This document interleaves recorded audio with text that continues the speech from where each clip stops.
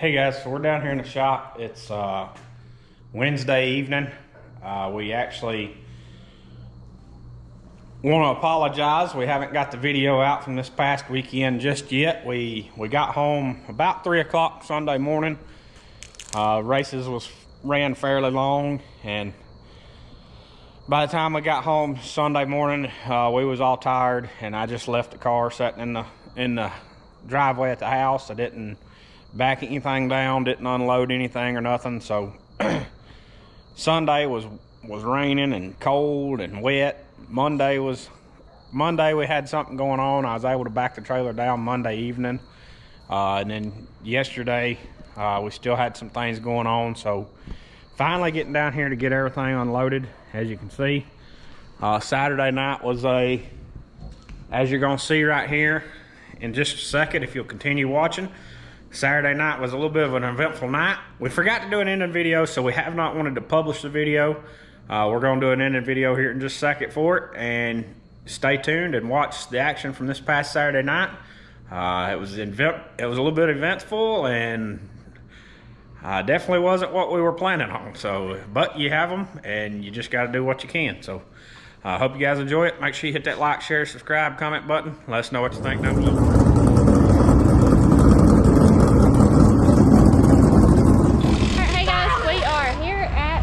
Short track. We're parked. We don't have the car unloaded just yet. They're working on that. Brad's taking a look at Red's car, just making sure everything is to his likings and see what he thinks there. He will be driving the 27R car tonight, as well as the F97 once again tonight. So we'll be running super late model and crate late model. I'll keep you guys in the loop with everything as much as I can. Tried really hard the last time, and you guys think I was winded at some point throughout the video because we went back and forth. I don't think it's going to be as close together tonight, so hopefully he won't have to hustle as much. But we'll be running 2 classes tonight, and I'll show you all the good stuff. All right, so the guys are getting it turned around.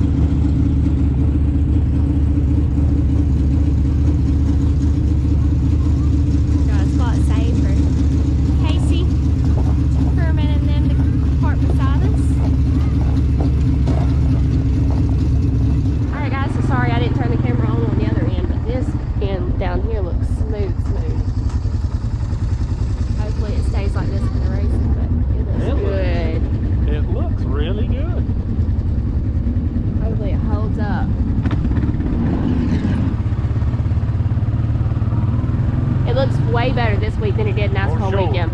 For sure.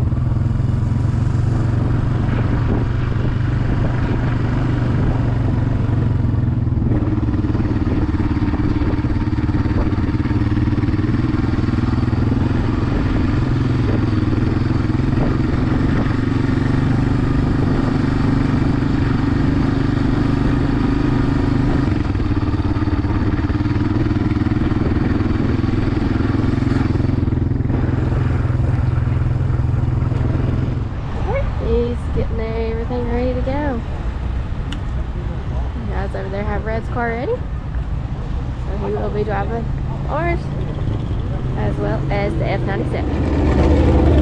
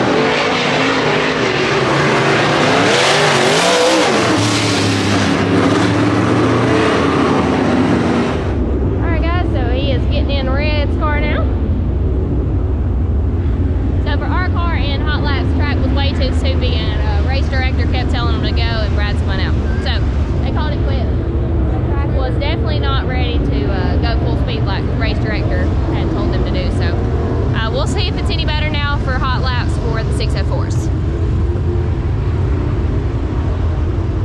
He has a little bit bigger seat in this time, so a little bit more comfortable.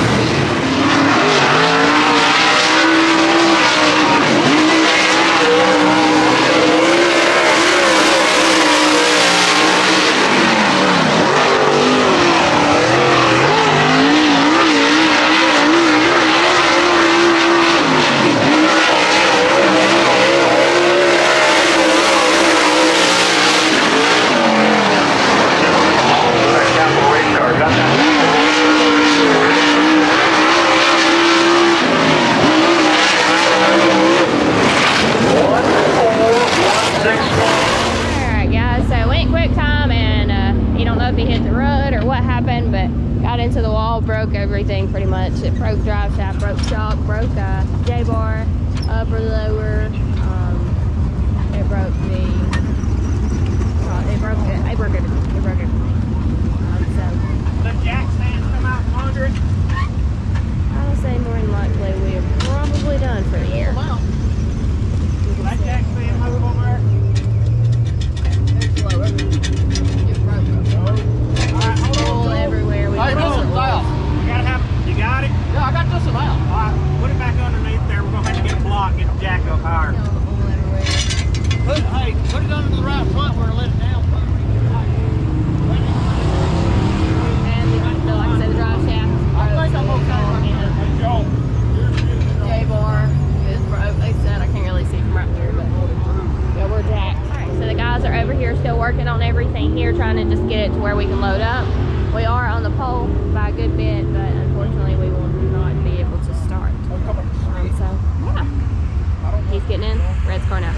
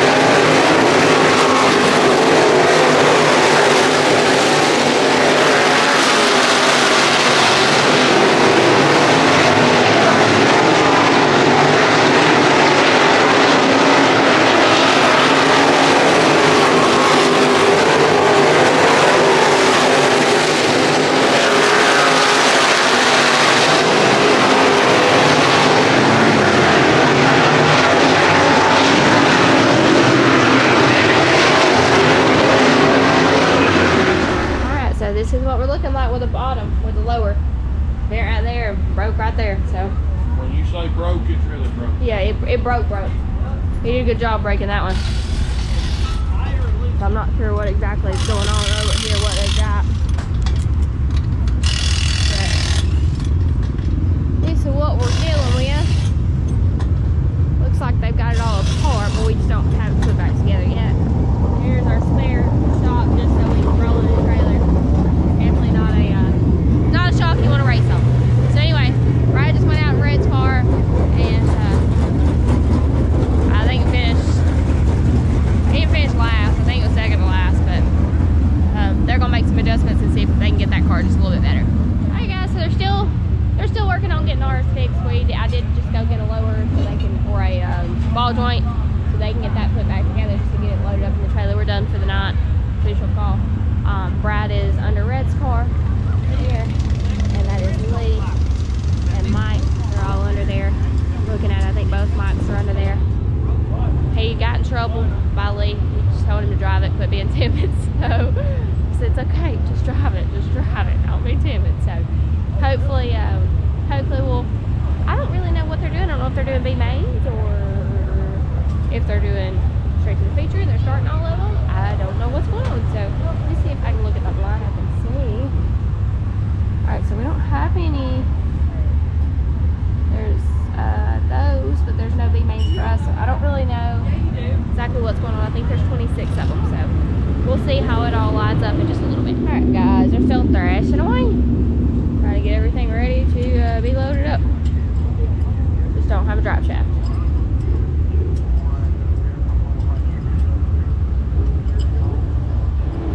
Alright, so this is the carnage. It's our carbon fiber drive shaft broken. Lower. That looks like, I think that was on the J-bar up there. All this is broken, so that's off. Let's see how it's broken. See it.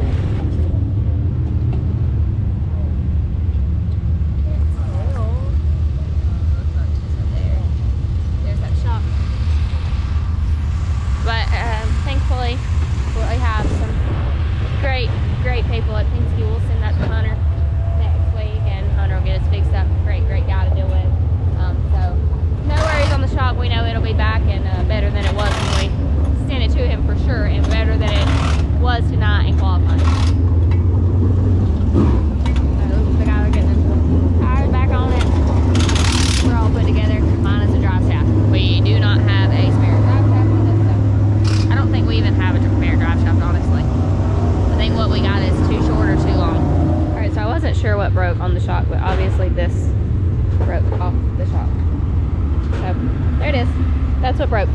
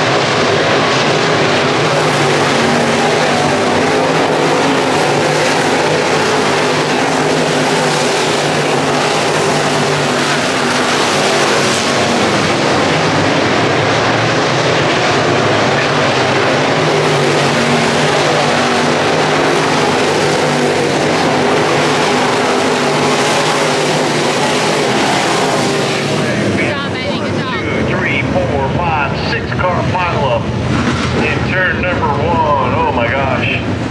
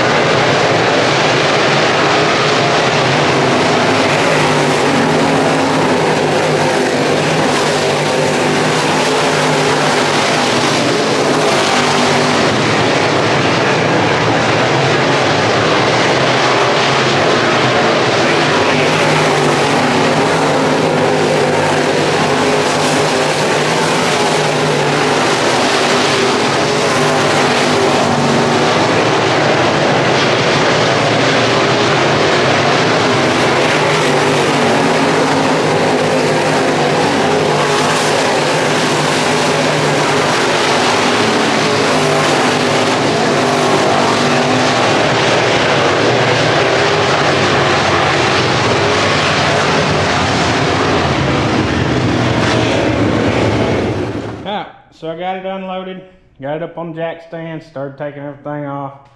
Here's our parts pile so far. You can see that's just what we know of right now.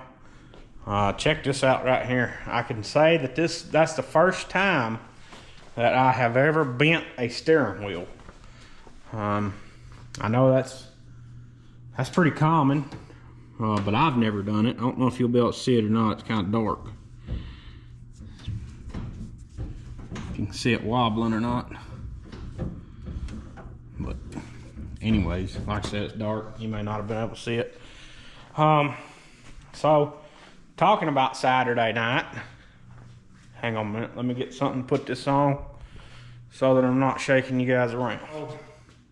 Talking about Saturday night, we went out.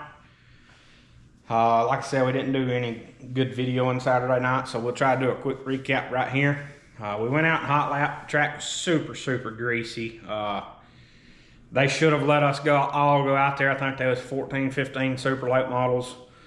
We all should have been out there at least rolling the track in for a couple laps before they ever let us take the green flag, but the race director had other plans like he always does and sent us all out there green flag, and I think another car kept spinning out, and then the third time we had an option, it was either me hit the wall or spin the car out, and so I chose to spin the car out. Luckily the guy behind me missed me.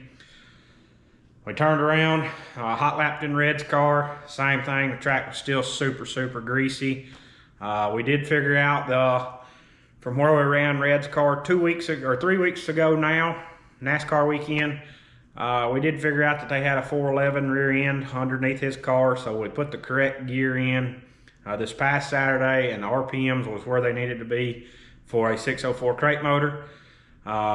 Like I said, hot laps, the track was super greasy. The next time out was this car for qualifying. I had a predetermined plan in my head of what I was going to do as far as the line and the line that I was planning on running.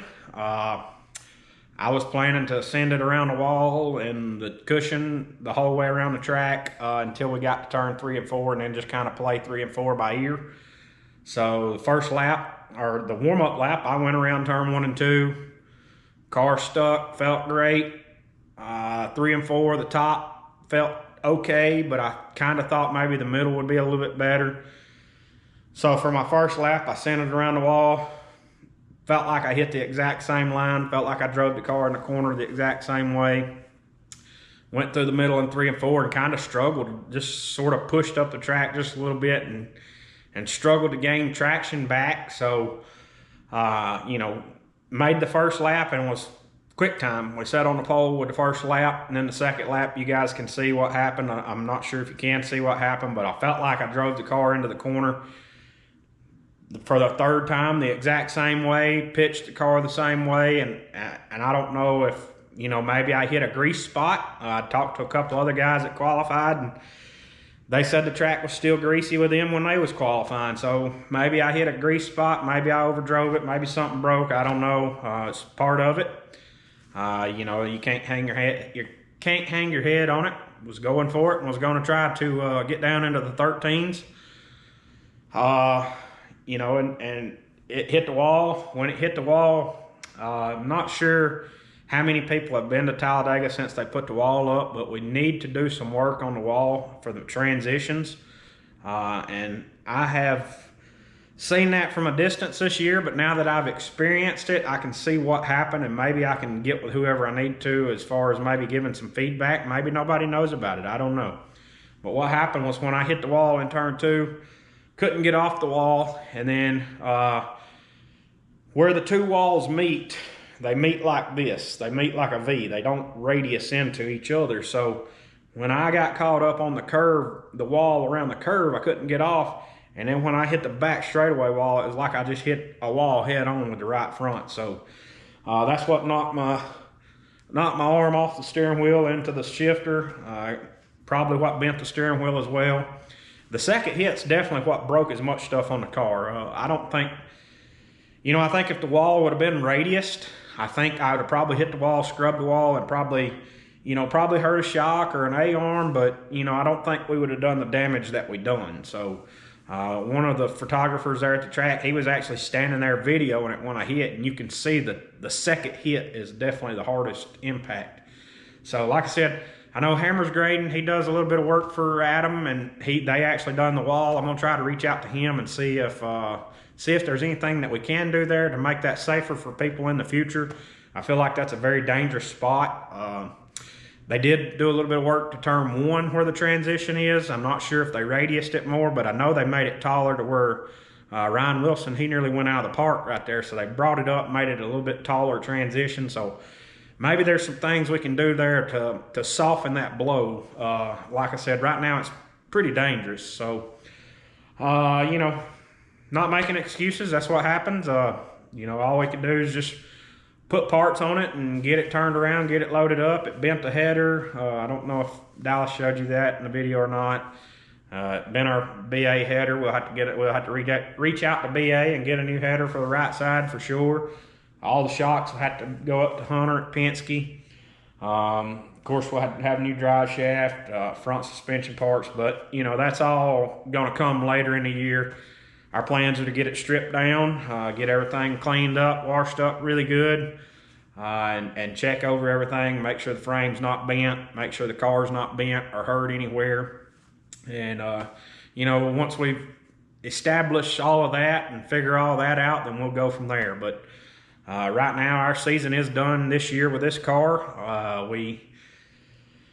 You know, we had planned on going to maybe one more race in the year next month. However, after this happened the other night, that just kind of confirmed that we're just going to set out and go ahead and call it a year and start getting ready for next year.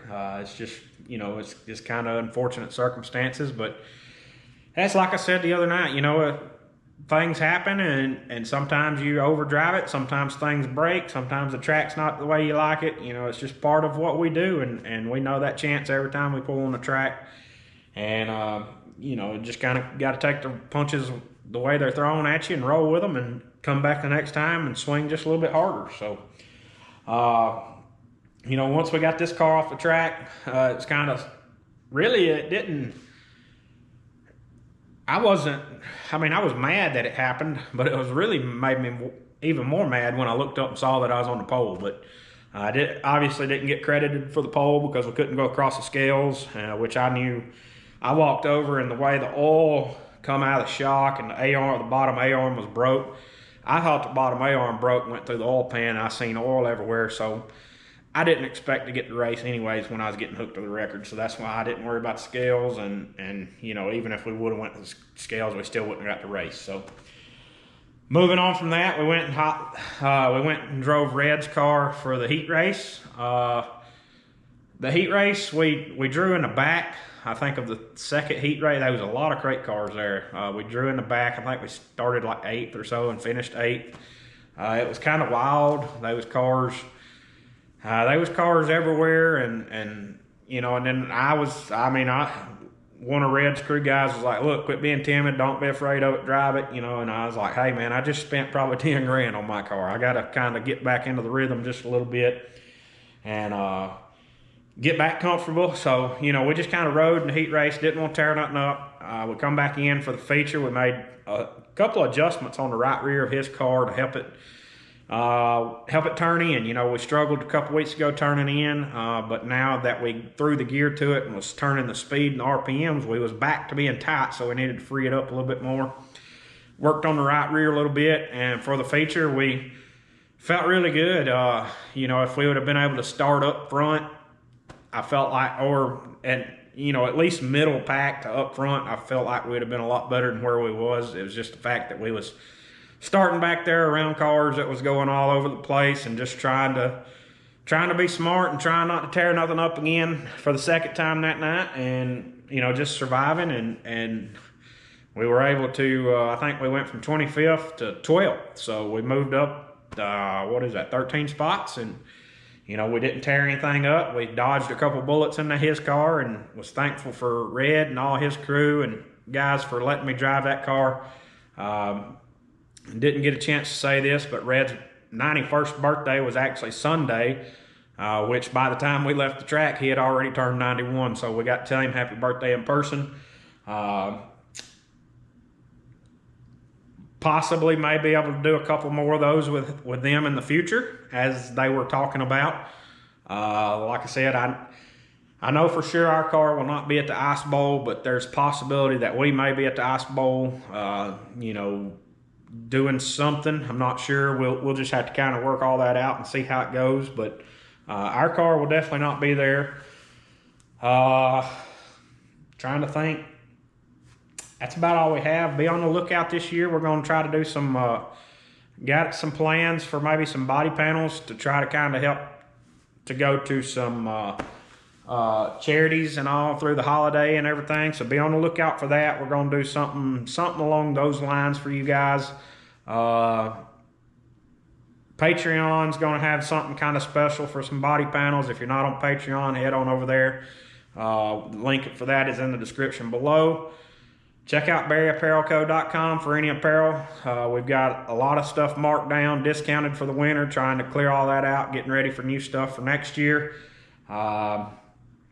Appreciate everyone who comes out, talks to us.